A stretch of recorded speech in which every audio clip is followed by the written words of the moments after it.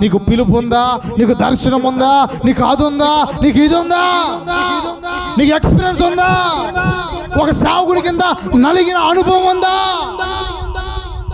సావుకుని కింద నలిగిన అనుభవం లేదు, కానీ దేవుని కింద నలిగిన అనుభవం ఉంది. దేవుని నామానికి మహిమ కలుగును గాక. హల్లెలూయా. దేవుని సేవ చేయాలంటే నీకు కావాల్సింది పిలుపు కాదు, నీకు కావాల్సింది దర్శనం కాదు, నీకు కావాల్సింది ఏంటంటే నీకు బాధ్యత కావాలి. నశించిపోతున్న ఆత్మల పట్ల భారం కావాలి.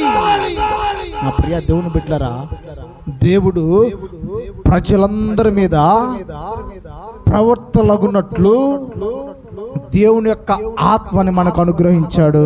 దేవుని నామానికి మహిమ కలుగును గాక. హల్లెలూయా, హల్లెలూయా.